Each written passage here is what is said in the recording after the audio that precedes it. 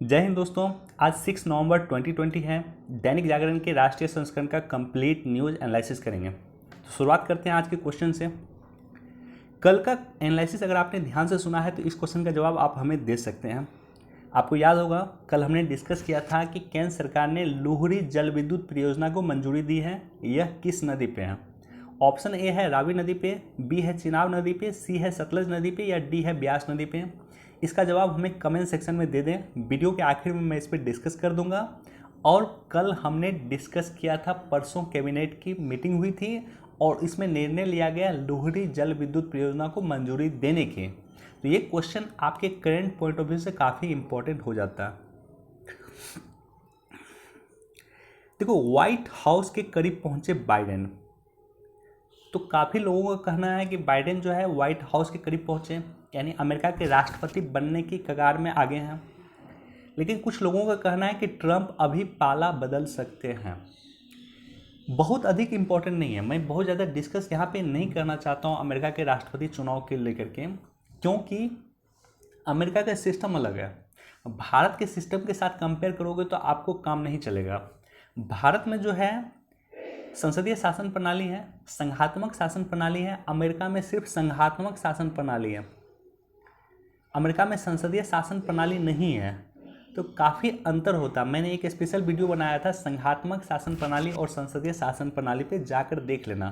Basic concept आपका clear होगा। अब देखो, अमेरिका का मान लो एक राज्य है नेवादा। नेवादा में मान लेते हैं टोटल 6 सीट है, 6 इलेक्टोरल सीट है या 6 इलेक्टोरल वोट है। तो 6 वोट अगर मान लो नेवादा में है और यहाँ पे बाइडेन आगे चल रहे हैं। बाइडेन 50% से आगे, ये दोनों में 50% से आगे जो भी यहाँ पे मत प्रतिशत जिसका रहेगा, मान लो इसका 50.5% ये है, बाइडेन लाते हैं यहाँ से, और 49.5% ये लाते हैं यहाँ पे डोनाल्ड ट्रंप। तो जिसका भी आगे चलेगा 50% जो भी क्रॉस करेंगे, टोटल का टोटल इलेक्टोरल बॉन्ड उसके फेवर में चला जाएगा। तो ऐसा नहीं है कि इलेक्टोरल बॉन्ड का डिस्ट्रीब्यूशन होगा, पूरा का पूरा राज्य वो जीत जाता है। तो नेवादा में अगर मान लो 51% वोट शेयर लाते हैं आपको जो बाइडेन, 51% वोट शेयर लाते हैं नेवादा में, तो यहाँ पे 6 इलेक्टोरल वोट हैं। तो ये 6 का 6 इलेक्टोरल वोट चला जाएगा किसको? तो जो बाइडेन को चला जाएगा।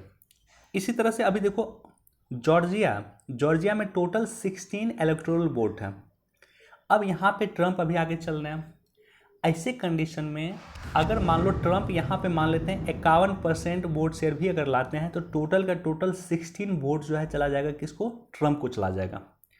वर्तमान समय की स्थिति क्या है? तो वर्तमान समय की स्थिति यह है कि 214 वोट शेयर पे या 214 इलेक्टोरल वोट पे ट्रंप आगे चल रहे हैं और 264 पे चल रहे हैं बाइडेन आगे, राइट। अमेरिका के राष्ट्रपति बनने के लिए जो रिक्वायर्ड है वो है 270। तो जो भी व्यक्ति, इन दोनों में से जो भी व्यक्ति 270 इलेक्टोरल वोट प्राप्त कर लेगा वो अमेरिका का राष्ट्रपति हो जाएगा। लेकिन सवाल ये है कि अगर मान लो कोई भी स्टेट जीतता है, जैसे वहाँ का स्टेट है जॉर्जिया एक स्टेट है, नेवादा स्टेट है, नॉर्थ कैरोलिना एक स्टेट है, पेंसिल्वेनिया एक स्टेट है, तो जो भी स्टेट जीतेगा उस स्टेट का टोटल इलेक्टोरल वोट उस व्यक्ति को मिल जाएगा। या तो बाइडेन को मिल जाएगा या ट्रंप को मिल जाएगा। ऐसा नहीं कि इसका डिस्ट्रीब्यूशन होता है। जैसे भारत में क्या है कि मान लो बिहार राज्य है, तो बिहार राज्य में टोटल 40 सीट है। तो 40 सीट में क्या हुआ कि मान लो 25 सीट मिल गया कांग्रेस को और 25 सीट मिल गया बीजेपी को या 25 अन्य पार्टी को मिल गया। अमेरिका में ऐसा नहीं है। अगर अमेरिका में मान लो एक बिहार स्टेट अमेरिका में होता तो टोटल का टोटल जो भी 50% से अधिक मत लाता, टोटल का टोटल सीट उसको चला जाता। यानी एक तरह से मान लो कि 50% से अधिक है, अगर जो भी वोट लाएगा उसको टोटल का टोटल 40 का 40 सीट चला जाएगा। तो सीट डिस्ट्रीब्यूशन वहाँ पे इस तरह से होता है, राइट। तो देखते हैं अभी टक्कर में। मान लो ये तीनों स्टेट जहाँ पे ट्रंप अभी आगे चल रहे हैं, जॉर्जिया हो गया, पेंसिल्वेनिया हो गया, नॉर्थ कैरोलिना हो गया और अलास्का हो गया, यहाँ पे ट्रंप आगे चल रहा है। यहाँ पे अगर ट्रंप जीतते हैं तो फिर वो बाइडेन को क्रॉस भी कर सकते हैं, राइट। बहरहाल आपके लिए इम्पोर्टेंट यह है कि यूपीएससी पॉइंट ऑफ व्यू से देखो, कोई भी सरकार जीते, बाइडेन जो है डेमोक्रेटिक पार्टी के हैं और ट्रम्प जो है रिपब्लिक पार्टी के हैं। बाइडेन से पहले जो राष्ट्रपति रहे हैं, इससे पहले जो राष्ट्रपति रहे हैं डोनाल्ड ट्रम्प से पहले बराक ओबामा, वो भी बाइडेन के पार्टी के ही थे। उस समय में बाइडेन उपराष्ट्रपति हुआ करते थे, उसका नाम था बराक ओबामा। आप याद करो, बराक ओबामा और भारत के बीच में रिलेशन काफ़ी अच्छा रहा है, और ट्रम्प के साथ भी भारत के रिलेशन काफ़ी अच्छा रहे हैं, जो रिपब्लिक पार्टी के उम्मीदवार हैं। तो सत्ता चेंज होगी, भारत के साथ नियम चेंज नहीं होगा, भारत के साथ कानून चेंज नहीं होगा, भारत के साथ स्ट्रेटजी चेंज नहीं होगा, इसलिए बहुत ज़्यादा फर्क नहीं पड़ता है।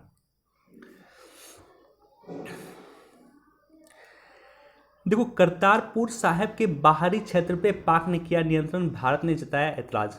यानी 1 वर्ष कंप्लीट होने वाला है, और 1 वर्ष कंप्लीट होने से पहले करतारपुर का जो कॉरिडोर का जो क्षेत्र है, मान लो ये करतारपुर कॉरिडोर का पार्ट है, तो इसके बाहर के क्षेत्र में पूरी तरह से पाकिस्तान सरकार ने कब्जा कर लिया। एक तरह से पाकिस्तान ने पूरी तरह से आधिपत्य कर लिया। तो इसको लेकर के भारत ने आपत्ति जाहिर की है, राइट। तो आपके लिए इम्पोर्टेंट यह है कि करतारपुर साहिब कॉरिडोर के बारे में जानना, और वहीं चर्चा करेंगे हम। देखो, करतारपुर कॉरिडोर की शुरुआत पिछले वर्ष हुई थी, 2019 में हुई थी। एग्जैक्ट मुझे डेट याद नहीं है, लेकिन 2019 में हुआ था।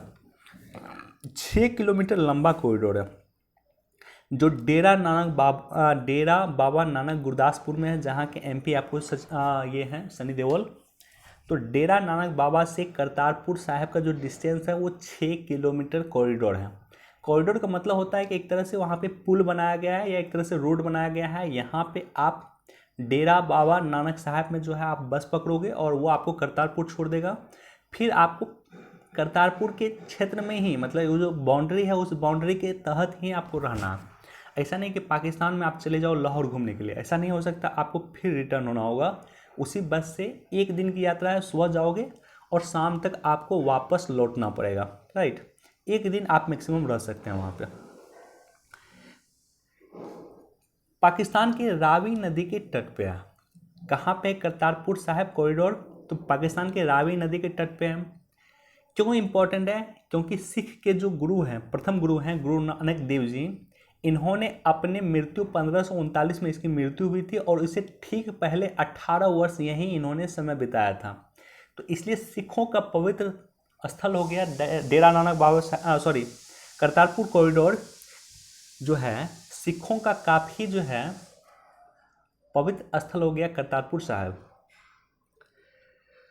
अब देखो चुनौती क्या है। जब ये बन रहा था तो उस समय में मैंने डिस्कस किया था पिछले वर्ष कि आखिर क्या क्या चुनौती क्रिएट हो सकता है।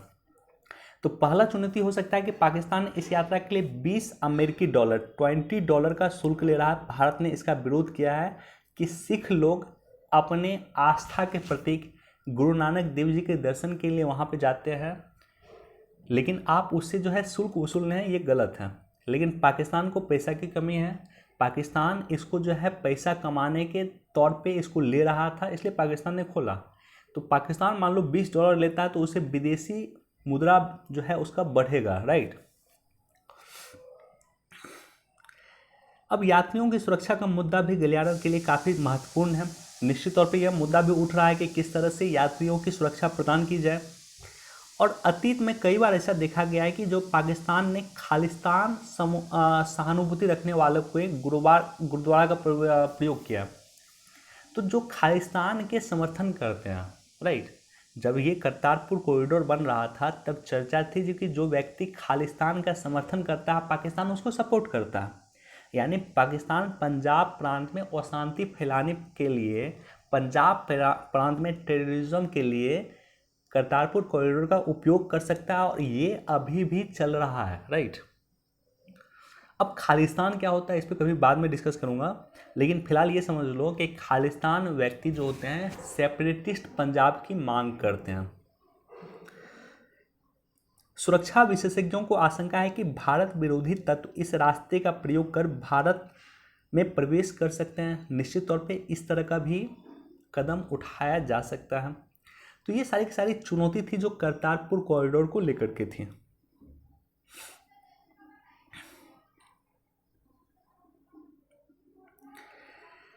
जलवायु परिवर्तन के लक्ष्यों को हासिल करने में आएगी और तेजी। देखो यहाँ पे सबसे अधिक इम्पोर्टेंट क्या है, यहाँ पे सबसे अधिक इम्पोर्टेंट है आपके लिए United nation framework convention on climate change, इसे ये बोलते हैं UNFCCC, United nation framework convention on climate change, right. तो इसकी एक मीटिंग हुई थी COP21, इसे कहा गया COP21। कॉप क्या होता है? कॉप मतलब होता है कन्वेंशन ऑन पार्टी। जब इस कन्वेंशन के जो भी पार्टी हैं, यानी जो भी देश हैं, जिस देश ने इस पे हस्ताक्षर किया है, वो जब मिलके वार्ता करते हैं तो उसी को कहा गया कन्वेंशन ऑन पार्टी। इसका मैं कोशिश कर रहा हूँ, कब से मैं ट्राई कर रहा हूँ कि इस पर एक अलग से वीडियो बनाया जाए, क्योंकि काफ़ी लोगों को कन्फ्यूजन होता है कि क्योटो प्रोटोकॉल में क्या कहा गया, बाली कन्वेंशन में क्या कहा गया, पेरिस क्लाइमेट चेंज में क्या कहा गया, और सब एक दूसरे से लिंक है। अगर आपको इसे ढंग से समझना है तो आपको समझना होगा 1972 से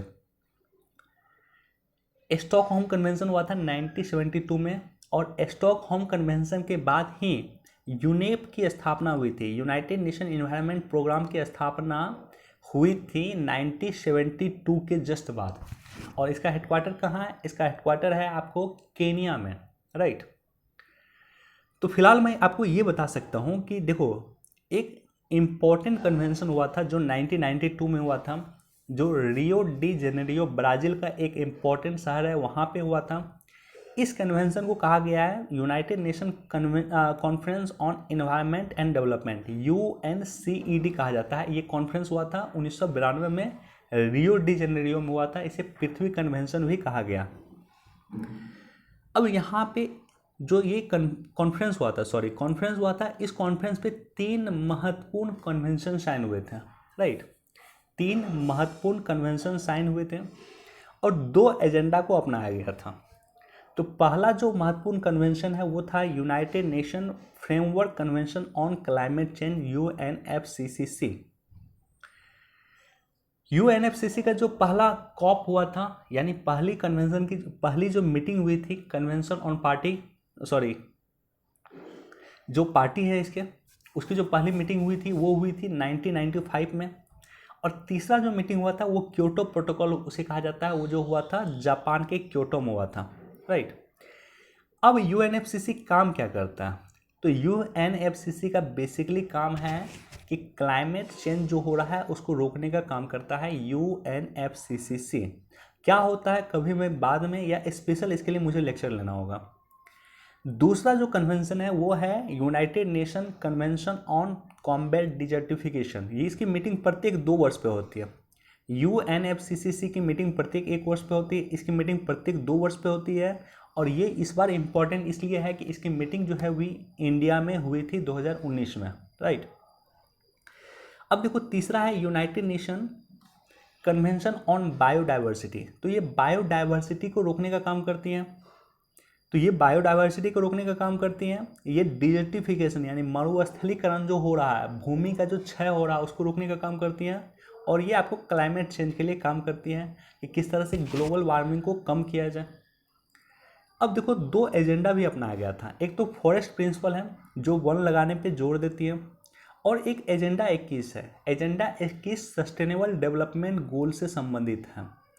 तो जो हमारी सस्टेनेबल डेवलपमेंट गोल है जो 2015 में हुआ था, जिसका लक्ष्य था कि 2030 तक कई चीज़ें करना है, गरीबी मिटाना है, भूखमरी मिटाना है, एयर शुद्ध करना है, अन्य कई टारगेट हैं जो 2030 तक का टारगेट है, वो एजेंडा 21 के फलस्वरूप ही किया गया। तो देखो, ये बेसिक चीज़ें हैं। ये मैं फिलहाल 2-4 पॉइंट मैंने आपके साथ डिस्कस कर दिया। अगर मुझे इस पर चर्चा करना होगा तो तीनों के लिए, UNFCCC के लिए अलग से क्लास लेनी होगी, UNCBD United Nation Convention on Biodiversity, इसके लिए अलग से क्लास लेनी होगी। United Nation Convention to Combat Desertification, UNCCD पे अलग से क्लास लेनी होगी। साथ ही साथ ये देखो कि भारत ने जो है INDC टारगेट, जिसकी चर्चा यहाँ पे इस न्यूज़ में किया गया, तो INDC टारगेट क्या है? 2015 में पेरिस क्लाइमेट चेंज हुआ था, UNFCCC की COP21 हुई थी। राइट। यानी 21वां बैठक हुआ था इन देशों का, जो इस यूएनएफसीसी के जो देश हैं इसकी 21वीं बैठक हुई थी, पेरिस में हुई थी 2015 में। और उसका जो मेन उद्देश्य था, इसका मेन उद्देश्य था कि किस तरह से आने वाले 21वीं सदी जो है 2100 तक किस तरह से हम जो है पूर्व औद्योगिक काल से टेम्परेचर 2 डिग्री सेंटीग्रेड से अधिक बढ़ने नहीं दें, और मैक्सिमम जो बढ़े वो 1.5 डिग्री सेंटीग्रेड तक बढ़े, लेकिन इससे ज़्यादा नहीं बढ़े। तो मेन मकसद था 2 डिग्री सेंटीग्रेड बढ़ाने से रोकना, और एक अपेक्षित टारगेट था कि 1.5 डिग्री सेंटीग्रेड से भी कम करना। पूर्व औद्योगिक काल से ये टेम्परेचर को काउंट किया गया। तो इसके लिए विकासशील देशों को कहा गया कि एक काम करें कि आप लोग अपना खुद लक्ष्य तय करें कि आप क्या करने वाले हैं, राइट। आप जलवायु परिवर्तन को रोकने के लिए आप क्या कर सकते हैं। तो भारत ने जो है खुद अपना टारगेट तय किया, उसी को कहा गया है इंडिया नेशनली डिटरमाइंड कंट्रीब्यूशन, ठीक है। तो INDC टारगेट इसको कहा गया, INDC कि अपना भारत ने एक टारगेट बनाया है जिसको भारत ने वहाँ पर दिया है कि हम ये काम करेंगे जलवायु परिवर्तन को रोकने के लिए। तो पहला टारगेट ये है भारत सरकार का है कि 2005 में जो ग्रीन हाउस गैस का उत्सर्जन हो रहा था उसकी तुलना में 2030 तक इसे लगभग 35% के आसपास कम करना। यानी 5 में जितना कार्बन इमिशन हम कर रहे थे उसके कंपेयर में 30 में हम उससे 35% कम कार्बन इमिशन करेंगे। दूसरा टारगेट था भारत सरकार का है कि 2030 तक अतिरिक्त वन और वनावरण यानी अधिक से अधिक पौधे लगा करके हम 2.5 से लेकर 3 billion ton carbon credit create करेंगे। यानी इतना अतिरिक्त जो है हम ऑक्सीजन क्रिएट करेंगे, राइट। तो वन लगाएंगे और 2.5 से लेकर 3 बिलियन तक अतिरिक्त कार्बन ह्रास को सृजन करेंगे या उसको रोकेंगे। तीसरा है कि कुल बिजली उत्पादन में 40% गैर जीवाश्म ईंधन से प्राप्त करने का लक्ष्य रखा गया। तो ये भी टारगेट रखा गया 2030 तक। गैर जीवाश्म ईंधन क्या होता है? गैर जीवाश्म ईंधन हो गया कि आपको जैसे मान लो कि नवीकरणीय ऊर्जा से इलेक्ट्रिसिटी क्रिएट करना, तो गैर जीवाश्म ईंधन हो गया। आपको इलेक्ट्रॉनिक्स व्हीकल पे जो सरकार काम कर रही है उसका मेन रीज़न यही है कि गैर जीवाश्म ईंधन, जैसे मान लो पेट्रोल से गाड़ी चलता है तो वो जीवाश्म ईंधन है। तो गैर जीवाश्म ईंधन यानी इलेक्ट्रॉनिक्स अगर गाड़ी चलेगी तो वो गैर जीवाश्म ईंधन हो गया। तो उस पर हमको 40% जो है गैर जीवाश्म ईंधन से बिजली क्रिएट करेंगे 2030 तक। अब देखो 175 गीगावाट के नवीकरणीय ऊर्जा लक्ष्य का टारगेट है 2022 तक। 175 गीगावाट में 100 गीगावाट जो टारगेट है वो है आपको सोलर एनर्जी से। तो ये टारगेट है, कभी मैं इस पर स्पेशल डिस्कस कर लूँगा तभी समझ में आएगा। मुझे नहीं लग रहा है कि आप लोगों को बहुत जिन्होंने नहीं पढ़ा होगा तो उसको बहुत ज़्यादा समझ में आया होगा। स्पेशल मुझे इस पर लेक्चर लेना होगा, मैं लूँगा भी। जनरल नरवाने को नेपाल सेना के मानक अध्यक्ष की उपाधि। भारत और नेपाल के बीच में परंपरा है कि भारत का जो सेना प्रमुख होता है उसे नेपाल के मानक सेना की उपाधि दी जाती है वहाँ के राष्ट्रपति के द्वारा, और नेपाल के जो सेना प्रमुख होते हैं उसके भारत के सेना के मानक उपाधि दी जाती है, राइट। तो भारत के सेना के मानक अध्यक्ष की उपाधि नेपाल के सेना प्रमुख को हम देते हैं, और नेपाली जो है सरकार जो है भारत के सेना प्रमुख को नेपाली सेना के मानक अध्यक्ष की उपाधि देता है, राइट। तो एक तरह से हम उपाधि देते हैं और उपाधि देकर हम सम्मानित करते हैं, हम भी करते हैं, नेपाल भी करता है। तो इसको फिर से इस परंपरा को जो है इस परंपरा को निभाया गया इस बार भी, और ये नेपाल के राष्ट्रपति है उसको उनके द्वारा ये जो हमारे नरवाने जी हैं इनको नेपाल के सेना के मानक अध्यक्ष की उपाधि दी गई है। ओके,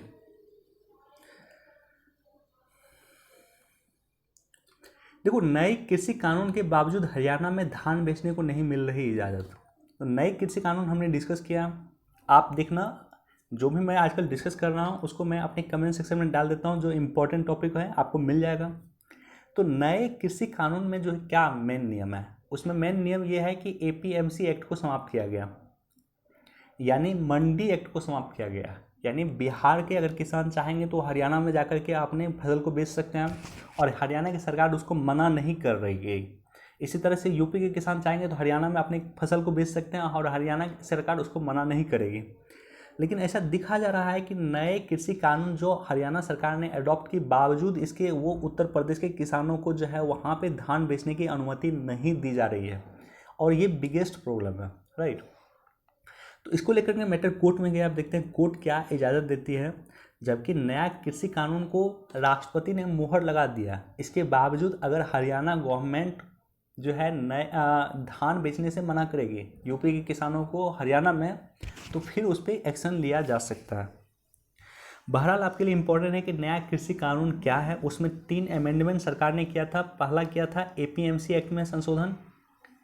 एपीएमसी एक्ट में संशोधन का मतलब होता था कि मंडी एक्ट को समाप्त कर दिया गया। मंडी में जो किसान की बाध्यता होती थी सामान बेचने का, वो कहीं भी बेच सकते थे अब। दूसरा एसेंशियल कमोडिटी एक्ट 1955 में संशोधन किया गया। इसका मतलब होता है कि एक सीमा से अधिक तक आप सामान को स्टोर कर सकते हैं। प्याज एक सीमा से अधिक खरीद कर आप स्टोर कर सकते हैं। और तीसरा किया गया कॉन्ट्रैक्ट फार्मिंग को रेगुलेट करने के लिए एक कानून लाया गया। तो बेसिकली 3 संशोधन किए गए थे। एग्रीकल्चर जो रिफॉर्म्स हुआ था कुछ दिन पहले, उसमें ये 3 संशोधन किए गए थे।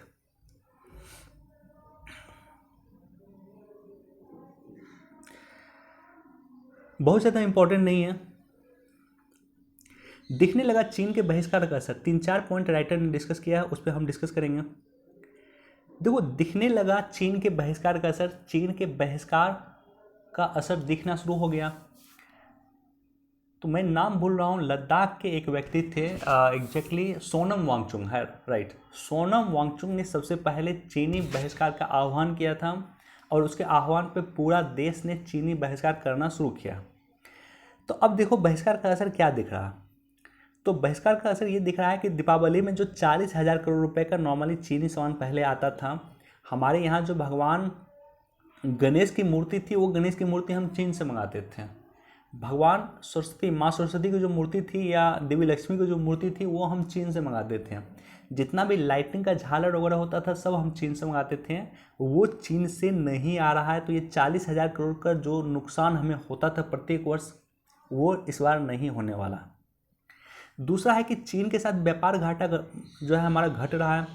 2017-18 में हमारा व्यापार घाटा 26 अरब डॉलर था।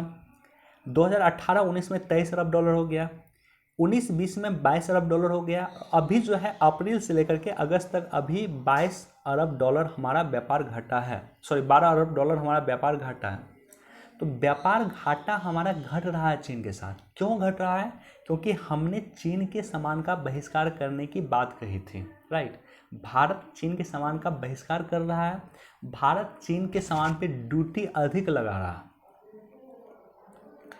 अब देखो, इस वर्ष अप्रैल से लेकर अगस्त तक लगभग 28% हम जितना सामान मंगाते थे पहले जितना, यानी 2019-20 में जितना सामान हम मंगाए थे अप्रैल से अगस्त तक, उसके कंपेयर इस वर्ष में हम 28% सामान कम मंगाए हैं और उसके कंपेयर में हम 27% सामान अधिक भेजे हैं चीन को। यानी निर्यात बढ़ रहा है चीन में, आयात घट रहा है। भारत के लिए एक अच्छा कदम दिख रहा है। और एक इम्पॉर्टेंट फैक्ट है, एपीआई के घरेलू मैन्युफैक्चरिंग को बढ़ावा मिल रहा है। देखो, एपीआई के बारे में आप नेट पे सर्च कर लेना। मुझे याद है कि मैं इस पर जून वगैरह के आसपास में कई बार डिस्कस करता था और कई एडिटोरियल इस पर आया था। एपीआई क्या होता है? एपीआई होता है एक्टिव फार्मास्यूटिकल इंग्रेडिएंट। एक तरह से मानो कि जो दवा है, दवा का जो कच्चा माल है उसको कह सकते हैं आप एपीआई। अब देखो, भारत में क्या होता था कि एपीआई बनता नहीं था। क्यों नहीं बनता था? क्योंकि एपीआई बनाने वाली जो कंपनी है उस कंपनी को भारत में एपीआई बनाने में अधिक खर्च हो रहा था। दूसरा बात क्या है कि एपीआई बनाने वाली कंपनी को पॉल्यूशन क्लियरेंस नहीं मिलता था। नॉर्मली इससे पॉल्यूशन क्रिएट होता है तो सीपीसीबी जो है, सेंट्रल पॉल्यूशन कंट्रोल बोर्ड, इसको सर्टिफिकेट नहीं देती थी, पॉल्यूशन सर्टिफिकेट। तो ऐसे कंडीशन में जो है एपीआई भारत में मिलना कम हो गया था। और दूसरी बात क्या है कि चीन से हमें सस्ता मिलता था। तो भारत की कंपनी जो है, मान लो भारत की रेनबैक्सी कंपनी है, वो एपीआई क्या करती थी, चीन से मंगा लेती थी। क्योंकि भारत में एक तो सस्ता मिल नहीं रहा है, दूसरा, भारत में इन्वायरमेंट क्लियरेंस नहीं मिल रहा है। तो ऐसे कंडीशन में सस्ती दवाई अगर हमें चाहिए, चूँकि भारत विश्व में सबसे बड़ा दवाई का एक्सपोर्टर है, दवाई का निर्यातक सबसे बड़ा है भारत, तो ऐसे कंडीशन में सस्ती दवाई के लिए हम चीन से एपीआई मंगाते थे। लेकिन वर्तमान में जिस तरह से कोविड के बाद धक्का पहुंचा है, हमने क्या किया है कि इन्वायरमेंट क्लियरेंस भी आजकल कंपनी को मिलना शुरू हो गया है। यानी भारत की जो कंपनी भारत में ही निर्माण शुरू कर रही है, सस्ता भी शुरू कर रही है, और भारत सरकार अब उसको इन्वायरमेंट क्लियरेंस भी जल्दी दे रहा है, अन्य चीज़ें भी उसको दे रहा है, सिंगल विंडो सिस्टम क्रिएट हो रहा है, राइट। तो अब एपीआई मैन्युफैक्चरिंग को भारत में बढ़ावा मिल रहा है। और साथ ही साथ प्रोडक्शन लिंक सब्सिडी, क्या होता है production link subsidy? PLS. Production link subsidy होता है कि प्रोडक्शन के आधार पे आपको सब्सिडी दिया जाए, जितना आप प्रोडक्शन कीजिएगा उतना आपको सब्सिडी देंगे। एपीआई का आपने प्रोडक्शन शुरू किया, आप 1 टन कर रहे हैं तो 1 टन के अनुसार आपको जो है सब्सिडी मिलेगा, आप 100 टन कर रहे हैं तो 100 टन के अनुसार आपको सब्सिडी मिलेगा। तो जितना आप मैन्युफैक्चरिंग कीजिएगा, मैन्युफैक्चरिंग के अनुसार आपको सब्सिडी मिलेगा। और इसके लिए सरकार ने 25,000 करोड़ का फंड सरकार बनाई है, जो आने वाले 5 वर्षों में सरकार निवेश करेगी, एज ए सब्सिडी अन्य कंपनियों को देगी। तो ये चीज़ें यहाँ पे इस न्यूज़ में चर्चा किया गया है। साथ ही साथ चीन को लेकर के मैं एक अलग से वीडियो लाऊंगा। पहले मैंने कई बार डिस्कस किया है भारत चाइना रिलेशन, एक अलग से वीडियो लाऊंगा जिसमें एक एक पॉइंट मैं डिस्कस कर दूंगा। लगभग 1 घंटा का वीडियो होगा, या 40 मिनट 45 मिनट का वीडियो तो निश्चित तौर पे होगा, राइट।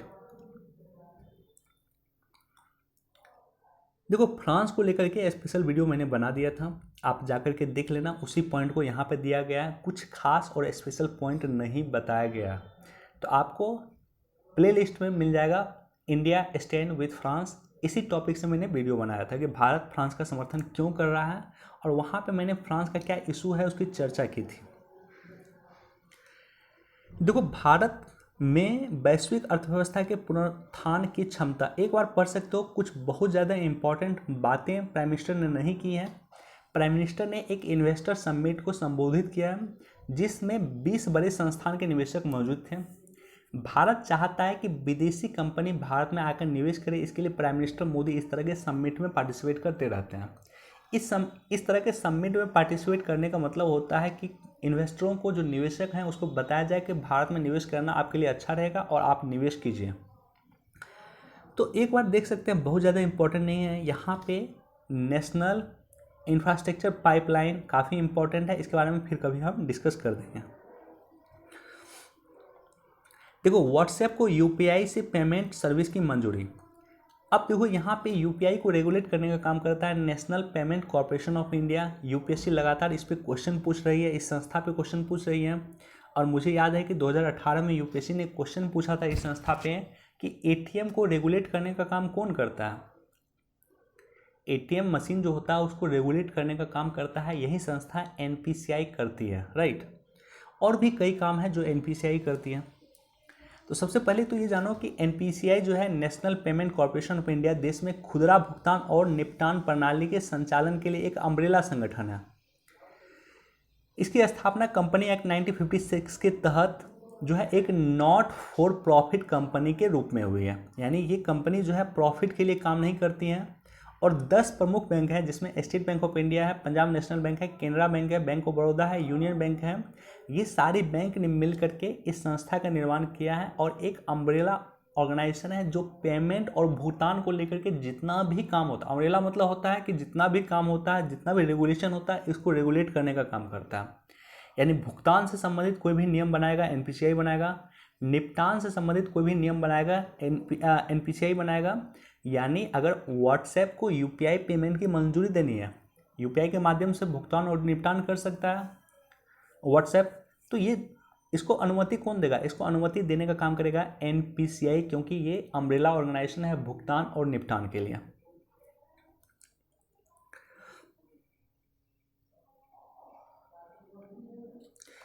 देखो, जिस तरह से पाकिस्तान ने एक्सेप्ट किया कि पुलवामा हमले उसकी साजिश थी, उसको लेकर के यूरोपीय यूनियन के सांसद जो हैं उन्होंने तीखी प्रतिक्रिया दी है। और उनका कहना है कि यूरोप के आतंकवादी हमले में भी पाकिस्तान का हाथ हो सकता है। तो यूरोपीय सांसद इसको लेकर के तीखी प्रतिक्रिया दी है, राइट।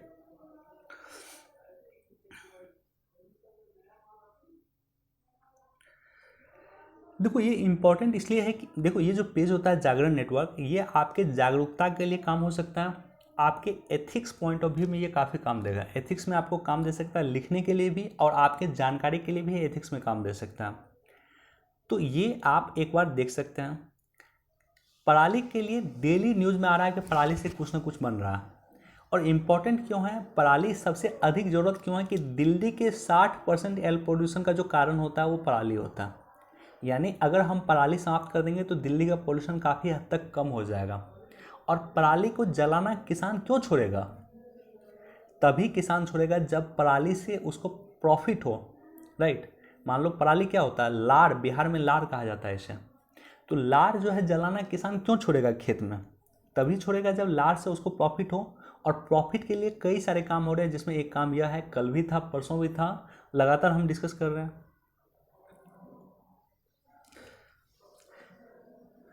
तुंगनाथ मंदिर का होगा संरक्षण, मिलेगा राष्ट्रीय धरोहर का दर्जा। तो एक लोकेशन याद रख लेना, देहरादून में है, उत्तराखंड में है तुंगनाथ मंदिर।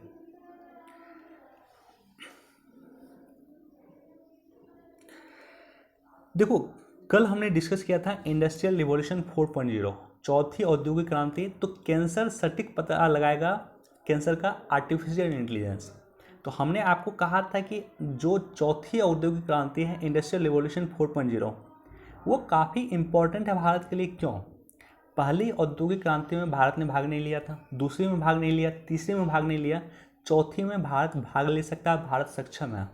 और इसके कई सारे पार्ट हैं, जैसे इंटरनेट ऑफ थिंग्स हैं, मशीन लर्निंग हो गया, क्लाउड कंप्यूटिंग हो गया, रोबोटिक्स हो गया, राइट, ब्लॉकचेन टेक्नोलॉजी हो गया। इस तरह से कई पार्ट हैं, उसी में एक पार्ट है आर्टिफिशियल इंटेलिजेंस।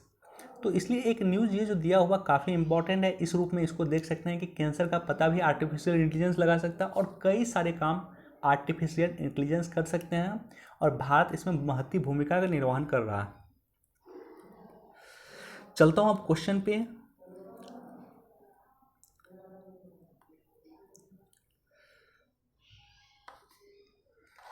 देखो हमने जो क्वेश्चन पूछा था कि ये किस नदी पे है, लोहरी, तो इसका एग्जैक्ट आंसर है ऑप्शन सी, यानी ये सतलज नदी पे है। कल हमने डिस्कस किया था, 210 मेगावाट का परियोजना था ये, सरकार ने इसको मंजूरी दी है, राइट।